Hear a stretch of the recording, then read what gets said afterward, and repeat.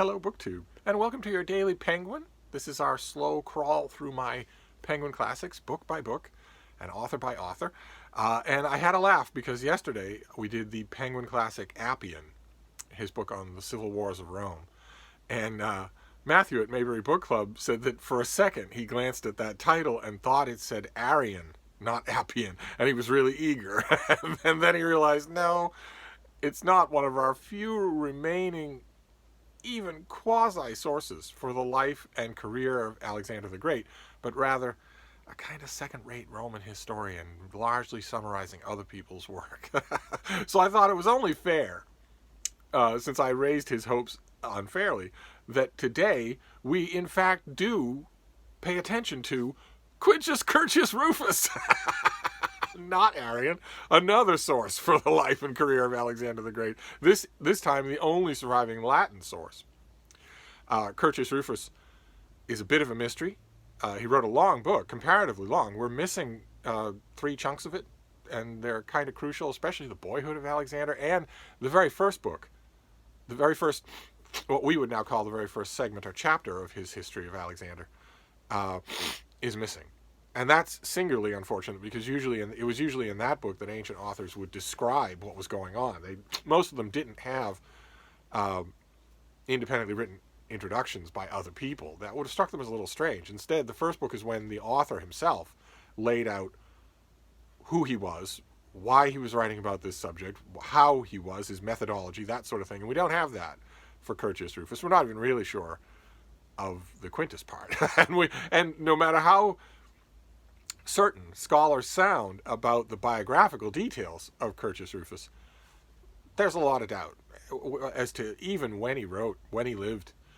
I myself tend to be of the school that sort of plops for the Emperor Claudius.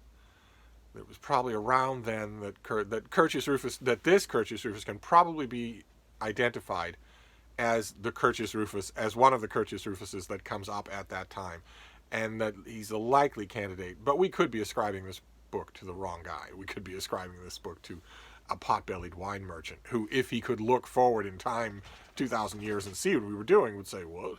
Alexander who? But one way or another, this book about Alexander is great reading. It is fulsome, heavy-breathing reading from start to finish. It's incredibly melodramatic. Made that way largely because no matter when the author lived, it's pretty clear that he loved the Roman historian Livy. And the Roman historian Livy paints his history in very vibrant primary colors and adds primary colors wherever he thinks they're needed. If the primary sources that he's using don't give it to him, he just adds it, and so does Curtius Rufus. And the reason why you might be detecting in my voice when I describe all of this a slight note of heartbreak, and the reason why is because we would give anything, people who are interested in Alexander the Great would give anything to sort of look through the eyes of Curtius Rufus at the sources that he was using and dressing up and dramatizing, because we don't have those sources anymore. Alexander the Great died in 323 BC. You can do the math yourself. If Curtius Rufus wrote even as early as the Emperor Claudius, he was centuries later, centuries after the fact. And the tragedy here is that everybody knew when Alexander was leading his armies across half the known world. Everybody knew that nothing like it had ever been seen before, and a lot of people accurately guessed that nothing like it would be seen since. So everybody wrote a book. Everybody did. All of his teachers, grade school or otherwise, all of his relatives, everyone back at court in Macedon, and everyone who was with his armies, anyone who lived and had any kind of literary pretensions or the money to pay someone with literary pretensions, wrote a book or many books. The ancient world, the very ancient world, Alexander's time, in the immediate aftermath of his death, was flooded with books about Alexander. I knew Alexander. I marched with Alexander. All that sort of stuff, whether they were true or not. And they contained probably a vast amount of information. Vast. A lot of the people that wrote books did live with Alexander. They'd known him since he was a boy. A lot of his old generals wrote books in the aftermath of his death for political reasons, to shore up their own case for whatever chunk of his conquerings they wanted to hold on to, and also to sell books and to get their name associated with the glamour of his name. We don't have any of that. Unfortunately, we don't have any of that. We have Arrian. We have Plutarch, who may have been using early sources. Would not 100% sure that he wasn't just fantasizing or doing a lot of fantasizing. We have a couple of others, and we have Curtius Rufus, whose book is in some ways the most accessible, and in some ways the most maddening. Because if you can look through your primary sources, as he certainly did, he certainly had primary sources in front of him that we don't have anymore. If you can look at those primary sources and still think you need to gussy up this story, then your dramatic sensibilities, your dramatic aesthetics are off fatally. Just a fatal variance from reality. If you can look at Alexander's story in those original accounts and think, well, I need to spruce this up in the parts where it's dull. And yet Rufus does think that. And he's very fond of his own voice. He's very fond of his own dramatic abilities. Mary Reynolds, the author who's come up a couple of times on this channel recently, wrote a book about Alexander, a nonfiction book about Alexander the Great, and mentions offhandedly, witheringly in that book, that history, it was a tragic day for history when Curtius Rufus went to rhetoric school. That's entirely true. It gets a little wearing. His long and gorgeously poised apostrophes to duty or fate or decadence get a little wearying in the course of this book.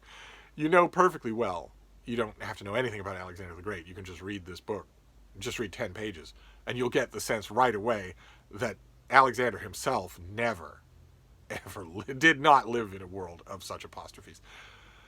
That's Rufus's world.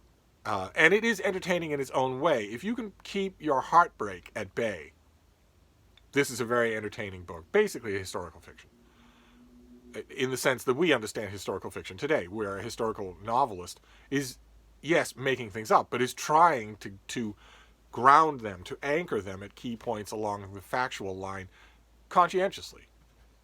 That is basically what Rufus is doing. And if you can hold back the heartache at knowing that that's what this is instead of what this could be, then you will enjoy this book very much. This Penguin edition is translated by John Yardley. This is a newer trade paperback. I also have the older one, and my older one is a rare instance of an old Penguin classic where the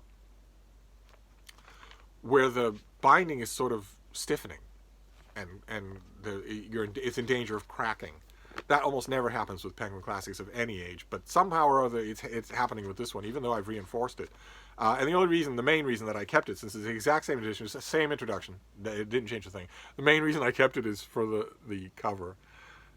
That is a detail from a Veronese painting that shows a famous episode from Curtius Rufus where the family of King Darius the Great have been captured. He fled and abandoned them on the battlefield.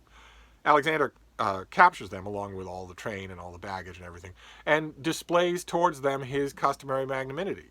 He will not make examples of them. He will not ransom them. He will not humiliate them. And the kneeling figures are the women folk. King Darius the Great also left his mother, Sisygambis. He left her behind.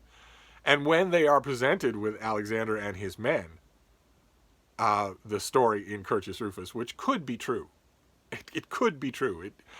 When they're presented with Alexander and his men, they look at Hephaestion, Alexander's best friend, his soulmate, a tall and gorgeous man, a young man who was tall and gorgeous, a resplendent figure in armor, whereas every source agrees that Alexander was not tall. He had the sources tend to agree that he had an arresting quality about him once you sat down and talked to him, but he wasn't a magnificent physical specimen, so the women automatically started kneeling and fawning to Hephaestion. And when it was pointed out that they were kneeling and fawning to the wrong person, Alexander was not only self-deprecating, but also love-struck, and said, there's no need for you to apologize. He, too, is Alexander. And I think the Veronese, of course, he drapes them in his own period costume instead of anything like what they wore in the day. But I kept that, even though this edition is kind of falling apart. But this will be the edition that you would get in your bookstore. Probably the edition you would find in a used bookstore. And I do recommend Curtius Rufus. I probably recommend more strongly Arrian. The Mayberry Book Club's a long-lost Arrian, but a search of my shelves reveals that I do not have a Penguin Classic of the Campaigns of Alexander by Arrian. Probably because I gave it away to somebody and didn't feel the urgent need to replace it because I have the Landmark Campaigns of Alexander. I have there's a series called the Landmark Herodotus, the Landmark Thucydides. Can I help you, Bean? Come up here. Come up here. That was a very audible sneeze you just gave out. Everybody could hear you sneeze. You want to say hi to your fans? Huh? Ooh, who are all those people? Who are all those people?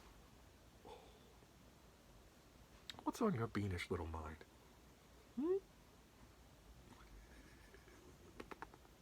I'm talking about Quintus Curtius Rufus.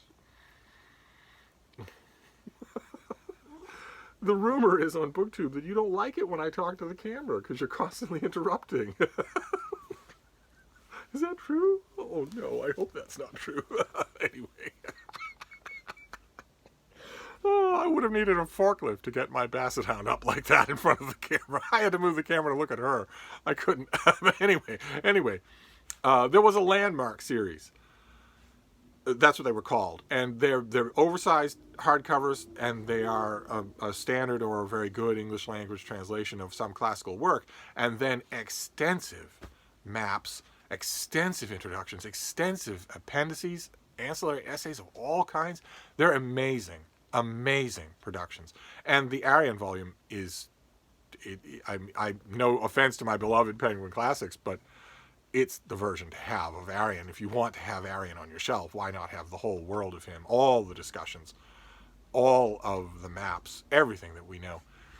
And there's a reason why the editor of that series went with Arrian instead of Curtius Rufus, unfortunately. So you have to keep that in mind when you read this. It is still a recommendation, of course, but it's a recommendation of a very Roman kind of writing history that doesn't exist anymore. What this is, all the impulses that this answered for the reading public that was expecting, that the author was hoping would buy his work, all of those impulses have shifted to historical fiction now, in the modern time.